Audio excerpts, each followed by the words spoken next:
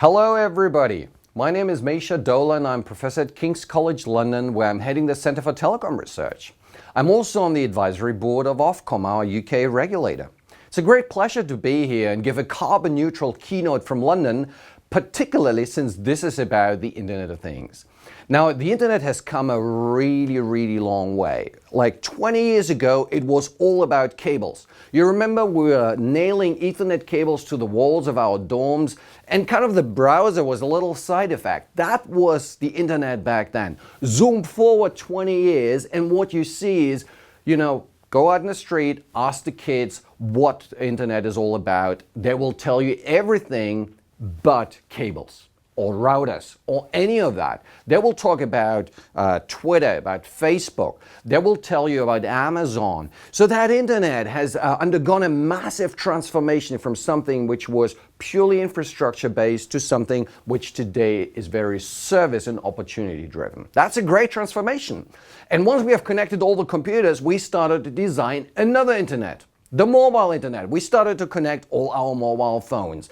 And we are almost there at the same experience level as with the Internet. Now with 4G and the emerging 5G, we are starting to forget about this Ethernet cable, which happens to be wireless, but we forget about the connectivity. And truly, the only time you remember you're on the mobile phone is when your 4G drops to a 3G. Right? So this is when you look on that little logo up there on your phone and you realize, hey, I'm again on cellular, and you remember your operator.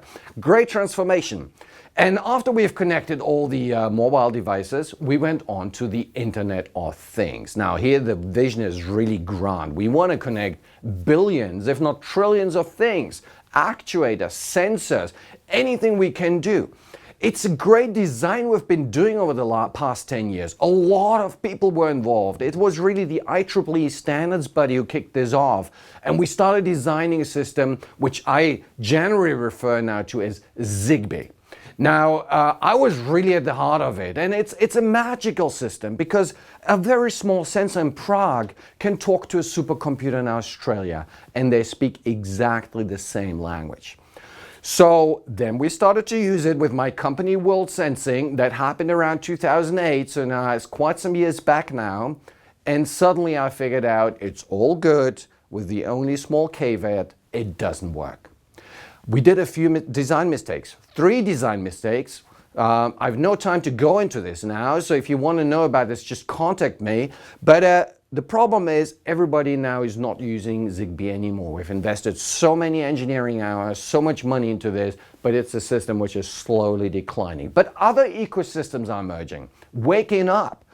We have low power Wi-Fi waking up. It's an IEEE 802.11ah initiative, which hopefully hit the market maybe this summer or early next year. And then we have fascinating initiatives around the low power wide area networking systems like Sigfox or LoRa. Indeed, my company World Sensing was at the very beginning of it. I remember we were executing a very big smart city rollout in a city where Zigbee wouldn't work. So I called up Sigfox and gave them the very first big rollout on their production line. And that allowed Sigfox to get a lot of investment and really get going. Now low power wireless area networks are being rolled out, and we have new systems coming like the cellular IoT, and of course everybody in cellular talks about the Internet of Things, and suddenly within 5G the IoT has become a major design issue. Now that is quite fascinating, and we'll see how this plays out. There are loads of design challenges, which we are meeting them at the moment, but let me move on to some challenges which I think are very pertinent to you, to your conference right now. So number 1 is really on spectrum. Right? So I feel there's currently enough spectrum there, and there's going to be enough spectrum for a long time to come, okay? So spectrum is really not the reason why the Internet of Things is not really taken off, okay? So there are different reasons. There's a demand side problem, etc. We have been going into questions, should we have national spectrum? Right, spectrum which is just done for, let's say, for the UK or just for Germany or just for France or the United States.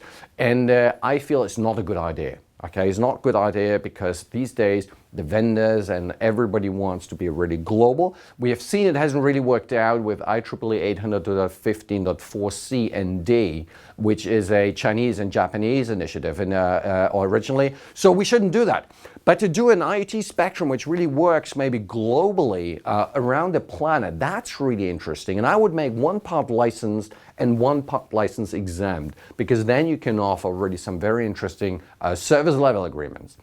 Now, the really interesting applications though, particularly in the short and midterm, will be IoT applications which really require the license bands, right? So, and only cellular seems to be able to offer that. So if you look at Zigbees or Sigfox or LoRa's, so they operate over the license exempt bands. If you dig a little bit into the regulation, you figure out that, hey, I'm not allowed to offer a service level agreement here, which is a problem, because then you can't really deploy the technology in a factory. You can't really put it into an oil rig. So all the critical stuff, the industrial Internet of Things, the Industry 4.0 applications just wouldn't work.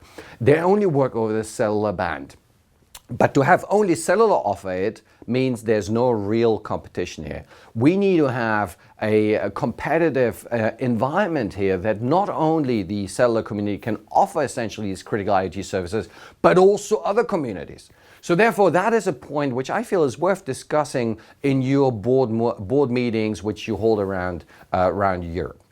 Now, another big topic is security. Now, that's very, very tricky, right? So security in the Internet of Things is a bit like climate change, okay? We know we need to act today to avoid a long-term disaster, but we just really don't know how to go about it. And here's the problem. The Internet of Things are very different to the things of our established Internet.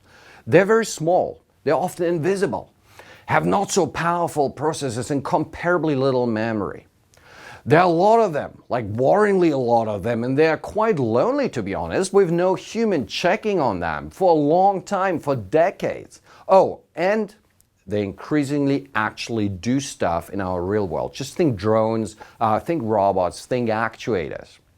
Now, with the internet not even being secure today, a huge challenge will clearly be to cope with the extra data processed from our trillions of devices. But you probably got it by now. The real headache is at the very edge, at the actual IoT device. The physical characteristics of the IoT devices are very challenging. Since nobody checks on them, how confident can we be that nobody tampered with them, right? So tamper-resistant security needs to become so much more innovative and mainstream to make sure we are confident about the actual devices and the data. The really hard question is, however, pertains to the wireless connectivity. Many of the IoT devices transmit very little information, very short packets, yes? So the packets are so small that some of our most fundamental crypto algorithms, such as AES-128, wouldn't fit anymore. And we just don't know how to go about it, right? So and if the scenario of sensors measuring data is stressful to you, imagine the security problems we'll have in the downstream. That's from a control center to the actuators, to the drones, to the robots. We need a much stronger security in the downstream than the upstream, but given all the constraints, we just don't know how to do it. And then the entire security ecosystem will change once the IoT is fully operational. Hackers will need to learn a lot of new skills.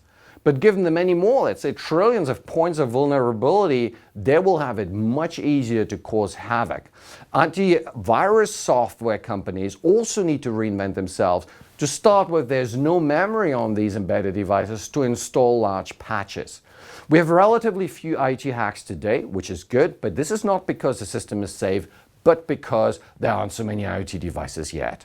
And even less hackers or incentives beyond, of course, appearing on stage at a hacker conference.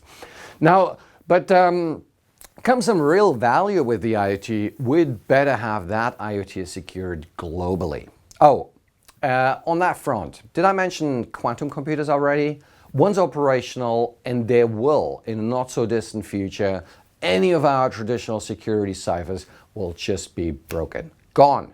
I'm sure we will find a patch, even though it may look a little bit more sophisticated for these type of emerging attacks. I'm also sure we'll be able to replace or upgrade all our laptops, mobile phones, because we do this anyway. Now, what I cannot see happening is anybody fixing the trillions of IoT devices which were meant to be out there for several decades. These are the same devices which control, for instance, the city's traffic lights, pacemakers, a car brake, nuclear power plants. Am I the only one who's worried here?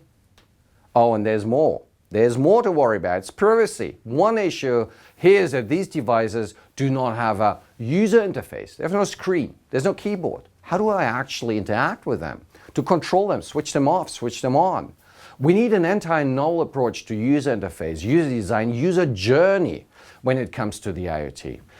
Just think of the recent baby monitor hacks. So that was a big privacy and security issue. Now, to make things a little bit worse, these devices may actually be totally invisible. How can I be sure that things around me right here are actually on or off, not transmitting any sensitive information about me? Privacy, privacy, and privacy. It all starts already with the Internet of Things device in the field. Now, all these topics are hugely important, but my keynote time is up. So what I propose you do is you enroll in my massive open online course on the IoT on the UK learning platform called FutureLearn. And you join the other 30,000 students I have. It's all for free, and you would be joining an incredibly interactive crowd. That's it from my end. If you have questions, just contact me. Thank you so much for listening, and greetings from sunny London. Goodbye.